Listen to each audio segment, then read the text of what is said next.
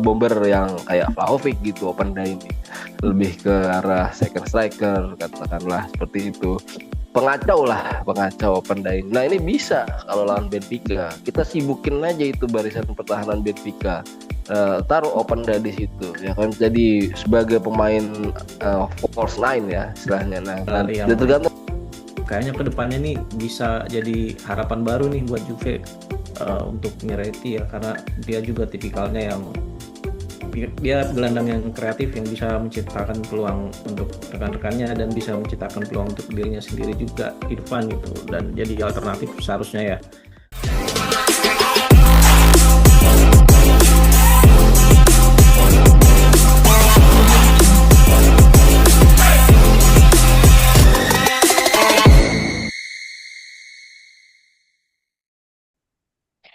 Juventini, sesi news kali ini kita bakal penuh hal yang menarik ya, mulai dari rumor Mercato yang udah mulai panas jelang Januari, kebangkitan Fabio Miretti yang bikin lini tengah Juventus makin hidup, sampai peluang lolos ke fase gugur Liga Champions setelah kemenangan dramatis lawan Bodo Glimt di matchday terakhir. Langsung aja kita masuk ke materi pertama, tapi sebelum itu aku mau ngingetin dulu nih buat like, subscribe, dan aktif komen ya di Suara Juventini, dan kita juga bisa join membership untuk bisa berkesempatan gabung bareng kita di sini ngobrol-ngobrol tentang Juventus, dan juga ada grupnya juga nih buat ngobrol-ngobrol. Dan untuk support kita tetap eksis bisa scan QR code yang ada di layar. Oke, tapi sebelum itu aku juga mau sapa-sapa dulu nih dua pundit kita pada hari ini. Ada Mas Suryo. Halo Mas Suryo. Halo, assalamualaikum warahmatullahi wabarakatuh. Salam sejahtera untuk semuanya. Om Swastiastu, Namo Buddhaya, salam kebajikan. Asik, selalu lengkap nih dari Mas Suryo. Dan ada juga dari Mas Bustan. Halo, halo Mas Bustan. Ya, halo halo, saya Bustan Juventini dari Jakarta. Oke, kita langsung masuk ke kabar pertama nih mengenai Juventus yang serius kejar Adrian Bernabe. Ada yang pernah dengar namanya mungkin? Nah, ini rumor bursa transfer Juventus mulai memanas kembali ya. Satu nama yang mencuat jelang Januari adalah Adrian Bernabe, gelandang kreatif Parma berusia 24 tahun. Nah, ini produk Akademi Barcelona yang tampil gemilang di seri B ya musim ini dan menjadi pilar utama Parma. Dia dikenal berkat beberapa karakteristik nih. Yang pertama, kaki kirinya punya kekuatan teknis, kemudian visi bermain yang matang, kemampuan membaca ruang, dan eksekusi bola mati yang dikenal sangat berbahaya gitu. Nah, rumor semakin kuat karena kabarnya dia telah mendapat lampu hijau langsung nih dari Spalletti gitu ya.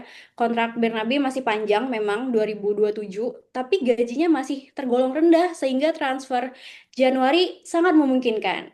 Nah, Bernabe juga adalah tipe pemain yang mungkin banyak orang juga berpikir bahwa Juventus butuh karena dia kreatif gitu ya, progresif dan bisa hidup dalam skema penguasaan bola.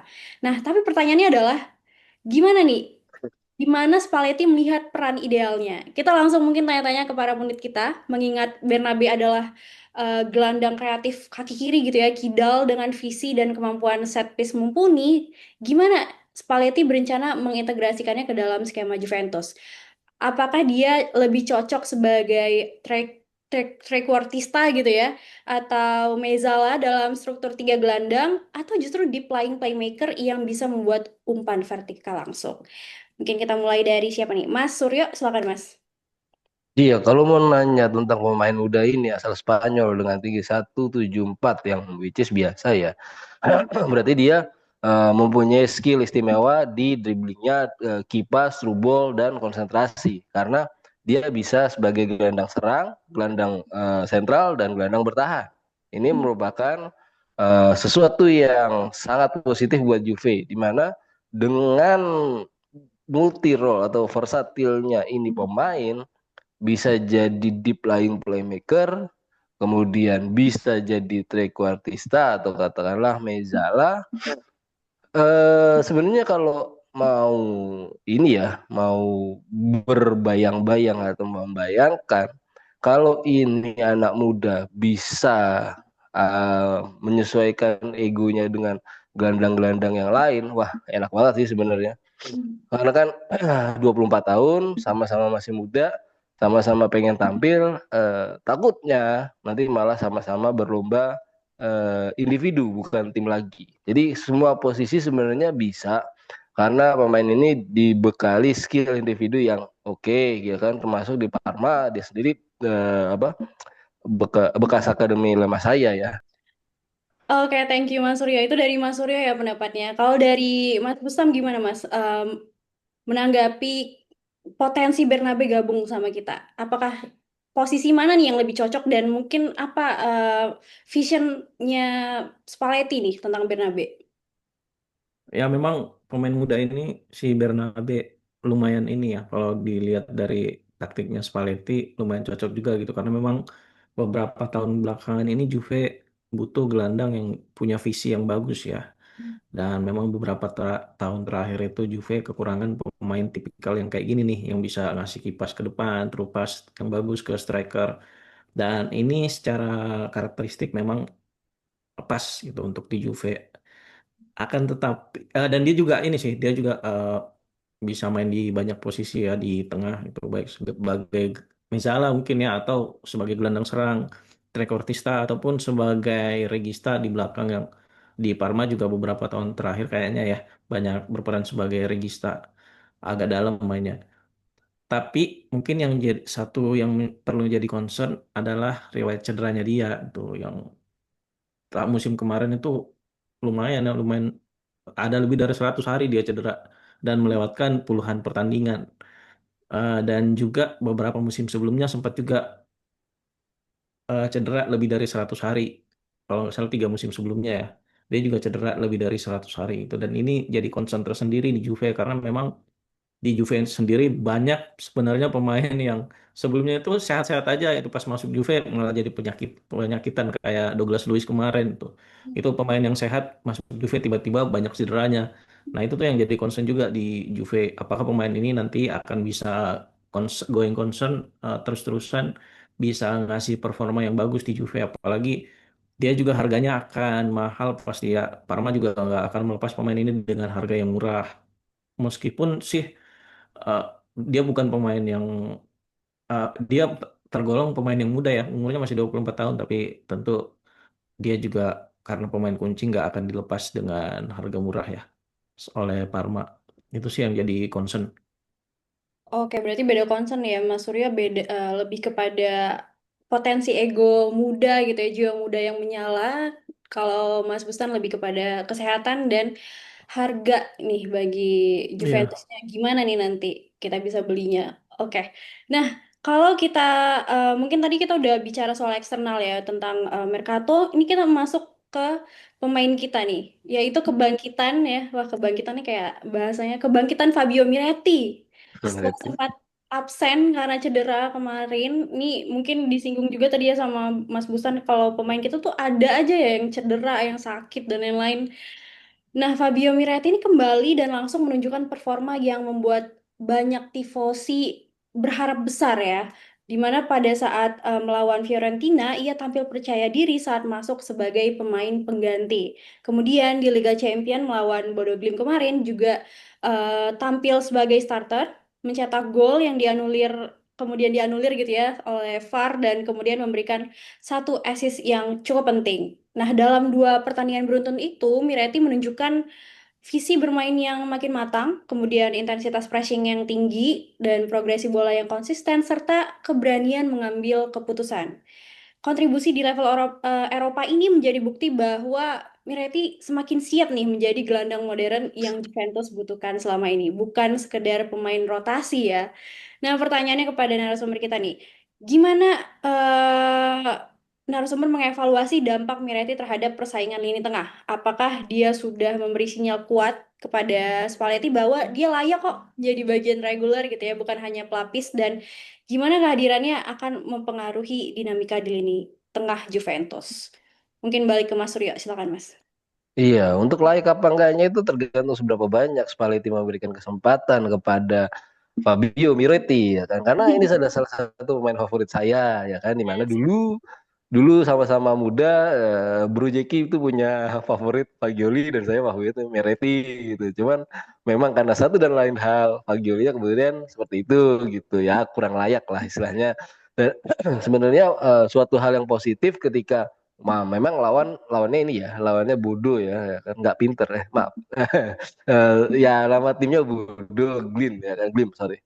Dengan ya just ya nggak kayak Madrid, nggak kayak apa namanya Chelsea atau yang baru menang lawan Barca. Terus kemudian ya nggak kayak tim-tim besar lainnya yang di papan atas lah. Nah, belum teruji tapi kesempatan yang diberikan kalau semakin banyak punya potensi menjadi lebih baik lagi si Miretti karena tektokannya kemarin enak, kemudian sayang sekali ada yang dianulir, itu bad luck ya karena dianulir itu. Terus kemudian akhirnya tercipta asis lagi dari dia. Ya memang sejak tahun yang lalu sudah kelihatan sih, cuman memang cederanya ini ya kan yang tadi kalau Bro Busan bilang, kenapa kalau di Juventus itu banyak cederanya gitu? Apakah pola latihannya, sistem recovery cederanya, atau katakanlah yang apa tuh namanya jamnya, durasinya, frekuensinya gitu, seperti itu Mbak Sekar. Oke, ternyata favoritnya ini ya, Mas Suryo. Oke, kalau Mas Hustan gimana Mas menanggapi kehadiran Miretti ini? Ya kemarin lawan Bodo Glimt ya lumayan bagus sih permainannya. Hmm. Dan ada hal yang kayaknya ke depannya nih bisa jadi harapan baru nih buat Juve untuk Miretti ya karena dia juga tipikalnya yang dia gelandang yang kreatif yang bisa menciptakan peluang untuk rekan-rekannya dan bisa menciptakan peluang untuk dirinya sendiri juga di depan gitu dan jadi alternatif seharusnya ya. Kalau misalnya Yildiz nggak main malah bahkan kalau menurutku ya kalau misalnya Yildiz akhirnya berhalangan main itu harusnya Miretti bisa lebih step up lagi gitu dan bisa menambah opsi-opsi kreatif di depan untuk Juve. Hmm. Tapi tentu ke depannya kita perlu lihat lagi gimana konsistensi dari si Miretti ya karena di awal musim kan sempat dia cedera itu dan baru main sekarang gitu. Kita perlu melihat mudah-mudahan sih ke depannya dia bisa lebih konsisten dan ke depannya juga bisa masuk ke starting line up ya si Miretti ini.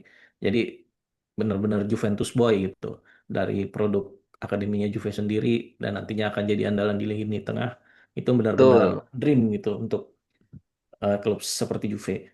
Ya, betul. Calon legend kalau jadi ya. Kalau Karena jadi, dari ya karena memang dari benar kata Bro Busan gitu emang dari akademinya Juve kemudian bersaing dengan Fagioli kemudian ya udah kalau jadi ini bisa jadi legend karena attacking midfieldnya punya signature sendiri kalau menurut saya ya dibanding Yildiz ada signaturenya sendiri apa namanya true pass-nya itu beda gitu anteng nggak terlalu kenceng tapi ya kayak sedikit mirip Pirlo sih sebenarnya.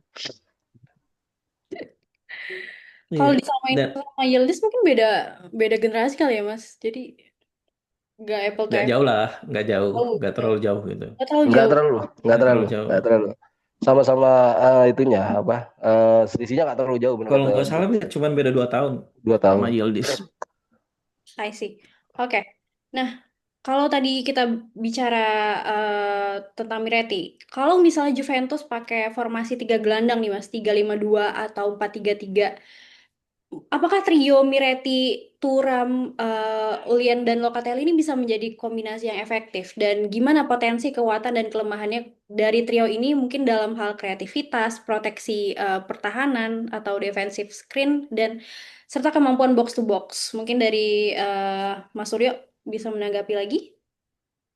Oke, tadi tiga gelandang yang disebutkan tadi tentu saja sudah mempunyai defensive screen yang cukup baik dan teruji di Giornata sebelumnya maupun matchday UCL sebelumnya. Yang jadi perhatian adalah Locatelli terutama itu dituntut kayak multi role apa ya, double job desk, triple job desk gitu. Jadi agak berat gitu kayak kalau kita bisa budak korporat gitu. Jadi ketika ketika apa suruh turun suruh tengah gitu suruh jadi bantu depan lagi tiga per empat gitu istilahnya ya agak berat kalau Kepren nggak mendukung gitu apalagi kalau Keprennya lagi off day gitu itu kalau ibarat kata bos resign boleh nggak bos ya kan, triple job desk ini ya kan, tengah tadi balik ke yang pertama tadi si sorry yang dari Parma tadi, nah itu Hmm. bisa membantu tuh ya kan, karena dia juga multi role juga, tapi ini yang belum dimiliki Locatelli ya, apa key pass, through ball, sama concentration. Ya. Dia bisa bantu concentrationnya si Locatelli ataupun Thuram seperti itu. Nah, jadi ya semoga makin berkembangnya Locatelli kemarin jadi kapten juga ya. Ya itu hasilnya positif. Ya walaupun memang kayaknya agak susah kayak lawan Real Madrid. Padahal lawan bodoh ya kan. Ngeselin sih emang ya kan. Gol ini pas 90+1 ya kan. Aduh, aduh, aduh. Tapi ya sudah lah ya kan. Itu sudah terjadi dan kita menang gitu. Jadi Vino alla fine. Oke, masih ada kekurangan sedikit di bagian Locatelli ya Mas Surya. Kalau dari Mas Bustan gimana menanggapi trio ini Mas?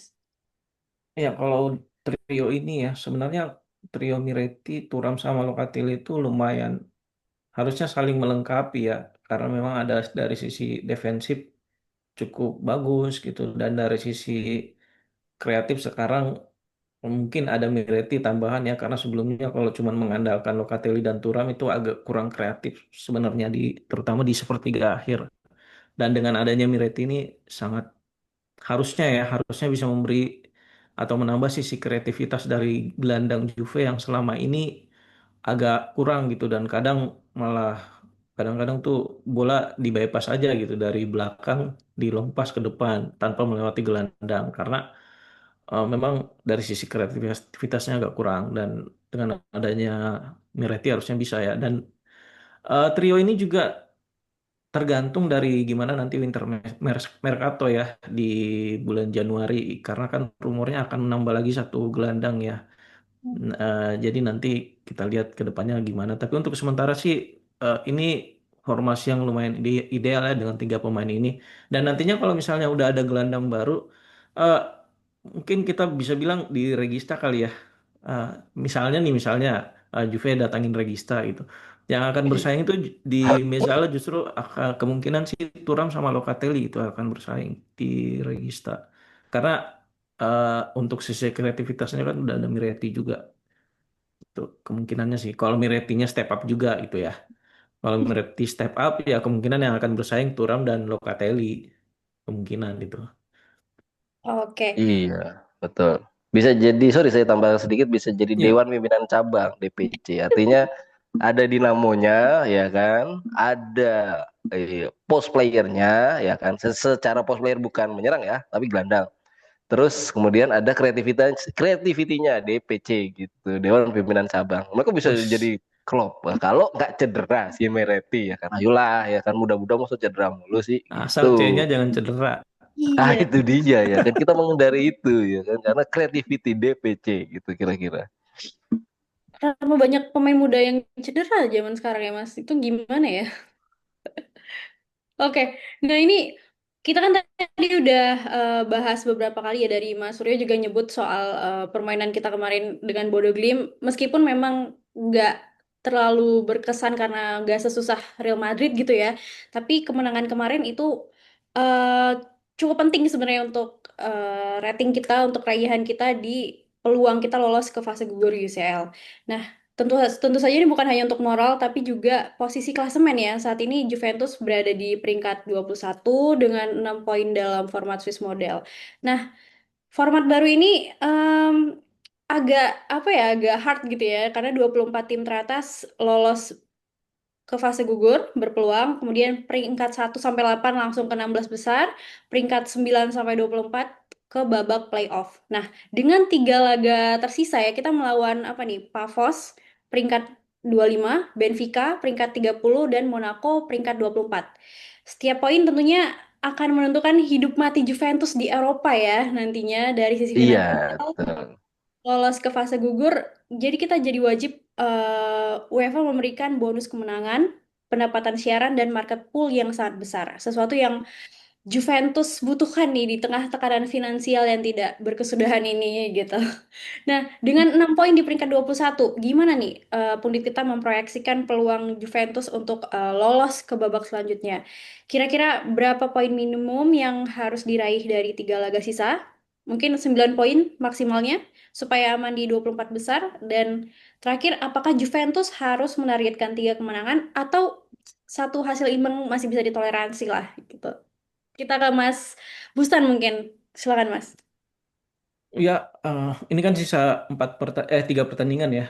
Seperti Hmm. yang disebutin tadi, lawan Pafos, Benfica dan Monaco yang peringkatnya di bawah Juve saat ini ya. Harusnya sih secara ideal Juve bisa meraih kemenangan ya di 3 pertandingan ini Hmm. dan mendapatkan poin total 15. Dan ini kan sebenarnya format baru ya, baru 2 musim gitu. Dan tentu saja kalau mau cari referensi, ini idealnya Juve poinnya harus berapa untuk lolos ke paling tidak playoff ya. Ya tentu referensinya ke yang musim lalu tabelnya.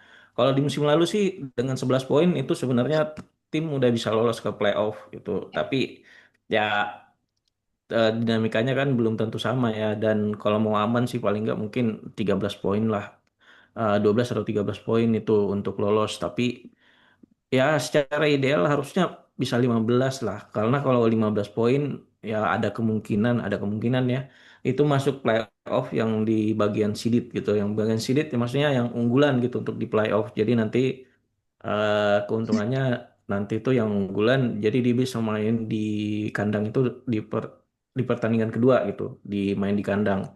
Kalau yang unseeded kan dia mainnya itu main kandang dulu nanti pertandingan kedua penentuan di tandang. Nah, ini mudah-mudahan Juve bisa ini sih masuk seeded kalau misalnya bisa mendapat 15 poin. Tapi kalau misalnya tidak bisa meraih kemenangan ya paling enggak nah tambahannya berarti paling Dua enggak 7 kemenangan poin ya. lah. 2 kemenangan, 1 seri ya. Paling paling minimal tuh, paling minimal. Jadi bisa 13 poin gitu untuk bisa lolos playoff. Harusnya itu aman sih 13 poin lolos ke babak playoff. Kalau ngarapin 8 besar udah lewat lah, udah susah banget itu 8 besar. Jadi harapan Juve di tinggal playoff dan paling minim itu 7 poin ke depannya. Hmm. Kalau bisa 9 poin tentunya. 7 poin minimal dari Mas Bustan ini nadanya Ya, optimis tapi tetap apa ya realistis gitu ya Mas Bustan. Oke, kalau dari Mas Surya gimana Mas?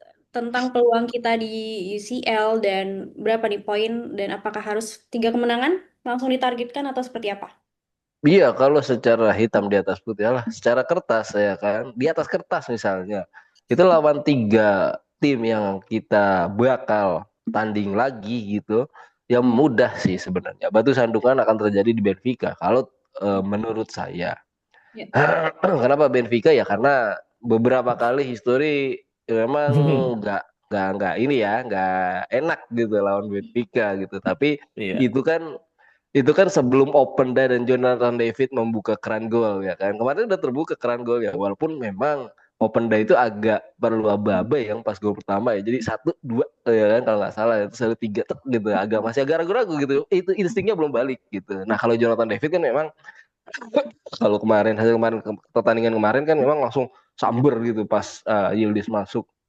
Jadi instingnya memang masih lebih gede Jonathan David karena ya memang Open Day ini kan realnya bukan klasik sorry bukan bomber yang kayak Vlahovic gitu Open Day ini lebih ke arah second striker katakanlah seperti itu pengacau Open Day. Nah ini bisa kalau lawan Benfica kita sibukin aja itu barisan pertahanan Benfica.